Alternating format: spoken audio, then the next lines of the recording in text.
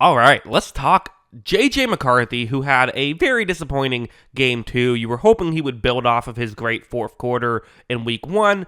Didn't quite work out that way. Offense really struggled. Let's talk about, well, first, let's start off with some positives, because this was not all negatives. There were some positive plays. So let's just start with the positive before we get into the negative stuff. This play, one-on-one matchup on the outside. McCarthy's going to take the snap, and you're going to see that the receiver on this route is running a very good route. I mean, this was good play call. Jalen Nailor is the receiver. Nailor was lined up as a slot receiver, gets all the way to the outside. That's tough for a corner to get over there and cover. McCarthy's throw a touch higher than you would like. It needs to be a nice catch for Jalen Nailor. But this is part of what we thought would be a good situation for the Vikings, right? Even if McCarthy isn't perfect with some of these throws, the receivers can make it work. And over here, there were times when he was perfect with the throws. This is a zone coverage concept. You see Nailor trying to get into a gap in coverage right here. JJ McCarthy is going to take the snap. He looks down the field, throws this one well-timed. Is there a window here? I mean, not really. This is going to take a perfect throw and probably a strong catch for this to be complete.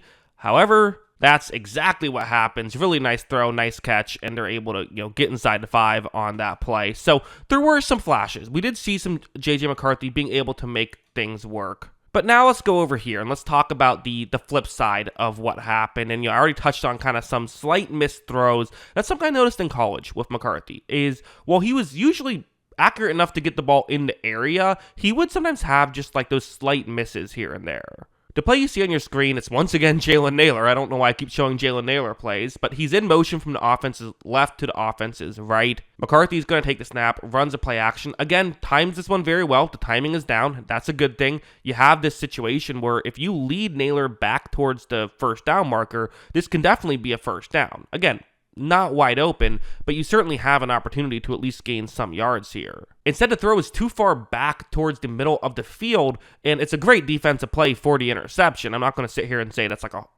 play that's going to always result in interceptions, but with those slight misses, sometimes that can happen. And even if it was incomplete instead of caught, that's still leaving yards on the table. So not a great pass there. Everything about it was good except for the actual throw itself, and we saw that a couple of times.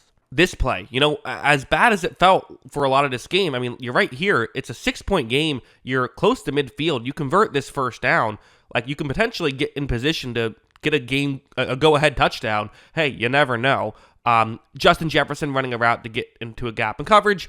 Anytime you have something like that, usually you want to look in that direction. So that's exactly what J.J. McCarthy is going to do. He looks in that direction, he fires in that direction, and good news, this is open. Easy first down, about to pick up this completion and, keep moving the ball down the field. Who knows? Maybe you can have another fourth quarter comeback, to go 2 for 2 in your career. Except this throw is just low and actually was incomplete there. Even if it was complete, it probably wasn't going to go for a first down. Maybe it would have. Maybe Jefferson would have caught it and rolled quickly to get the first down had he known he caught it. But since it was incomplete, not able to make that work. So those slight misses were a factor. They just were.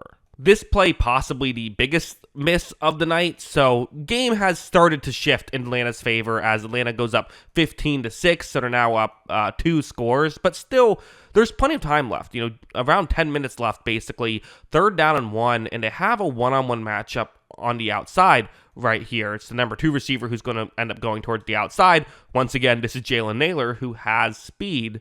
McCarthy's going to take the snap. There is a blitz, but it's picked up. He throws down the field, has a clean pocket, and this has touchdown written all over it. I mean, if you make this throw perfectly, maybe it's not a touchdown, maybe it's just a big gain, but maybe it is a touchdown. And if you can get a touchdown here, and then with 9.5 minutes left, you're finding yourself down less than a field goal. I mean, that's not a bad situation to be in right here. But that would not happen. See, just again, missing throws. And that's the biggest issue I had with McCarthy in this performance is he went 11 for 21.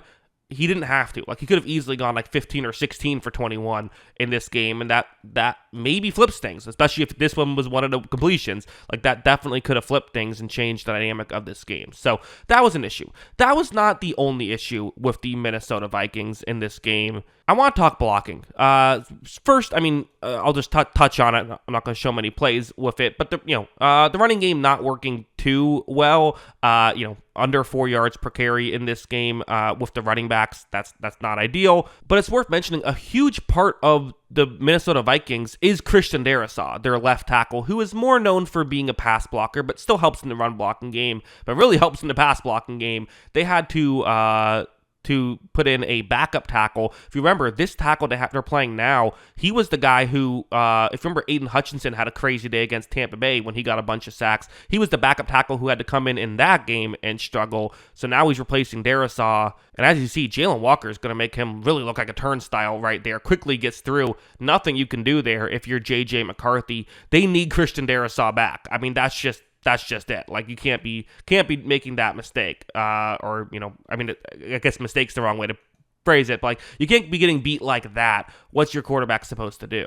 It didn't help that at a certain point, Sulky, the backup tackle, he got hurt in this game. They had to put in their third string tackle at a certain point. He played 12 snaps in that game. So, like, yeah, that's tough for any team to handle, especially when you have a rookie quarterback who's just by their nature going to hold on to the ball a little bit longer because they're not quite used to the NFL game just yet.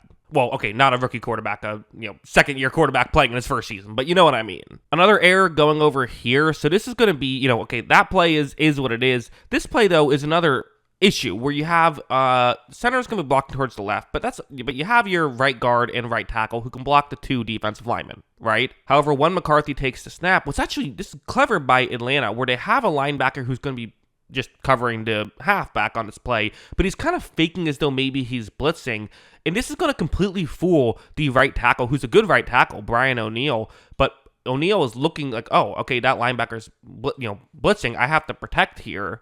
He ends up not going with blocking the guy on the edge and ends up double teaming someone else, and so in a situation where you have two offensive linemen to block two defensive linemen, you leave one guy completely unblocked, McCarthy ends up losing the football, which McCarthy, he saw the pressure coming. It's not your blind side. You got to protect the football. The sack is what it is. You got to protect the football there too. That's just, again, that's part of playing football is you can't turn the ball over. His other interception was just in garbage time, trying to make something happen. No issues there. But again, here still very much a game, and this was kind of the dagger, really. The Falcons were able to score another field goal after that and kind of ice things there. Again, there was the missed throw down the field as well. That didn't help. Also heading over here, so this is very early on in the game. It's actually the fourth offensive snap. It's 4th down and inches. They're going to go for it. They're going to go for either a quarterback sneak or it looks like it's supposed to be a tush push right here.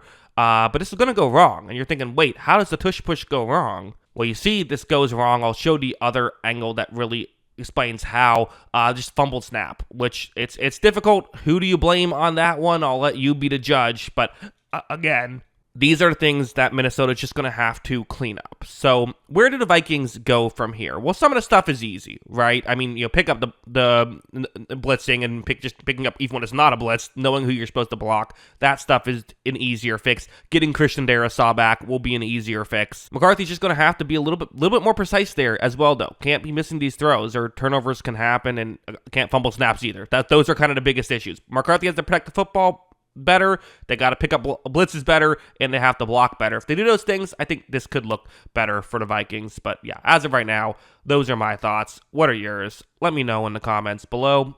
Always love hearing from you. And of course, as always, thanks for watching.